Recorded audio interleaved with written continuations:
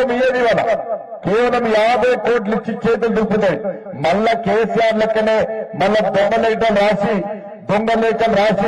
దొంగ సంతకాలు పెట్టి ఎన్నికల కోడ్ పేరుతోని ఎన్నికల కమిషన్ పేరుతోని వీటిని కూడా ఆపే ప్రయత్నం చేస్తే కాంగ్రెస్ పార్టీకి పుట్టగతున్న విషయాన్ని గుర్తుంచుకోవాలి.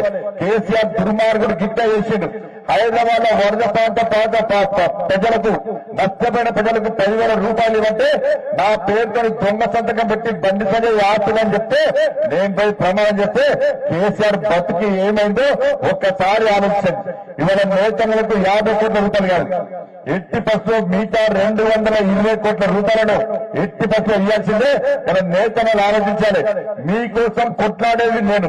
కొట్లాడకుంటే కాంగ్రెస్ పార్టీ ఒక్క పైసా కూడా ఇవ్వదు.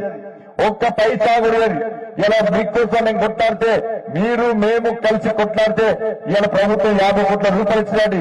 మిగతా పైసల కోసం ఇలా నేను కొట్లాడతా.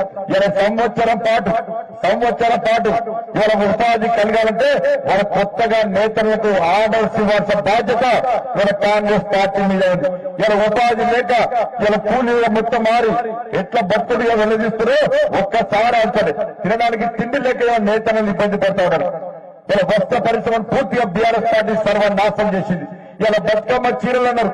బతుకమ్మ చీరలు అని చెప్పి ఇలా పెద్దలకు ఆర్డర్లు ఇచ్చి ఇలా ఆసాములను యాజమాన్యాన్ని కూలీలు చేసి మన బతుకమ్మను ఎట్లా నిర్వీర్యం చేసిందో ఒక్కసారి ఆలోచించండి.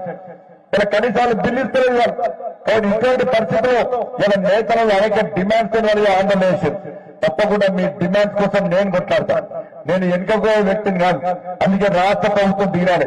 బీఆర్ఎస్ పార్టీ ప్రభుత్వం లెక్కనే మీరు వివరిస్తే మీకు కూడా పుట్టగత ఉండే విషయాన్ని కాంగ్రెస్ పార్టీ గుర్తుంచుకోవాలి. తూతూ మంత్రంగా హామీలు ఇచ్చి ఏదో బయటికి హామీలు ఇచ్చి పట్టించుకోబోతాం. ఎన్నికల వరకు మాత్రమే పట్టించుకుంటాం. ఎన్నికల తర్వాత అన్ని మర్చిపోతారనుకుంటే బండి సంజయ్ అనే వ్యక్తి భారతీయ జనతా పార్టీ కార్యకర్తలు మర్చిపోరన్న విషయాన్ని కాంగ్రెస్ పార్టీ నాయకులు ఆలోచించాలి. ఈయన 50% సబ్సిడీతోని 50% సబ్సిడీతోని కరెంట్ విద్యుత్ సబ్సిడీని తప్పకుండా పునరుద్ధరించాల్సిన బాధ్యత కాంగ్రెస్ పార్టీ ప్రభుత్వం మీద. 50 మీద 10% సబ్సిడీని అందించాల్సిన బాధ్యత మన కాంగ్రెస్ పార్టీ ప్రభుత్వం మీద ఉంది. గత బకాయిలు కూడా ఇలా విద్యుత్ బకాయిలు పెరిగి ఆసాములందరూ యజమానులందరూ అప్పుల పాలే పరిస్థితి. గత బకాయిలన్నీ రద్దు చేయాలి. 50% సబ్సిడీతోనే ఇవాళ విద్యుత్ బిల్లులు ముందుకు తీసుకురావాలని చెప్పి ఇలా తప్పకుండా భారతీయ జనతా పార్టీ తరఫున మేము డిమాండ్ చేస్తున్నాం. ఎట్టి బస్సులో వాళ్ళకు ఉపాధి కల్పించాలి.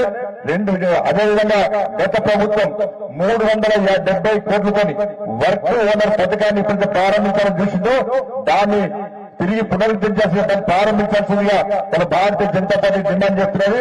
కానీ వస్త్ర పరిశ్రమను కాపాడు కోసం నేతలకు అండగా ఉండడానికి భారతీయ జనతా పార్టీ ఎప్పుడు మీ ముందుంటుందన్నా. నేను గెలిచినాక ఎంపీ అని కాదు, ఎట్టి పరిస్థితుల్లో మీ సమస్యలు పరిష్కరించారు కూడా ఇలా కాంగ్రెస్ పార్టీ ప్రభుత్వం దిగి వచ్చారు కూడా మీకు అండగా ఉండేటువంటి పార్టీ భారతీయ జనతా పార్టీ. అంటే కేసీఆర్ నేను మెడల్ పట్టి కింది గుంజుకొచ్చానండి. ఆయన ఇలా రాష్ట్ర అధ్యక్షుడు అయిన సమయంలో బీఆర్ఎస్ పార్టీ మెడల్ వంచింది. ఈ తెలంగాణ రాష్ట్రంలో పేదలకు అండగా ఉండి అనేక ఉద్యమాలు చేస్తున్న వ్యక్తిని నేను. నా మీద కాంగ్రెస్ బీజేపీ అధ్యక్షంగా ఉన్నప్పుడు 109 కేసులున్నాయి. 2 సార్ల జైలుకైనా ఇవాళ జిల్లాలో వస్త్ర పరిశ్రమను కాపాడుకోవడం కోసం నేతన్నల డిమాండ్లను పరిష్కారం కోసం కాంగ్రెస్ పార్టీ మెడల్ వంచడానికి నేను కేసులకు భయపడను, జైళ్లకు భయపడను. దేనికైనా తెగించి ఇలా సిరిసిల్ల కేంద్రంగా మీకు అండగా ఉండే బాధ్యత నాది. కాంగ్రెస్ పార్టీ ప్రభుత్వం మెడలు వంచే బాధ్యత మాది. కాంగ్రెస్ పార్టీ ఇచ్చిన హామీలను దయచేసి నమ్మి మోసపోకండి. ఎన్నికల తర్వాత మళ్ళా మిమ్మల్ని కాంగ్రెస్ పార్టీ పట్టించుకోదు. ఇలా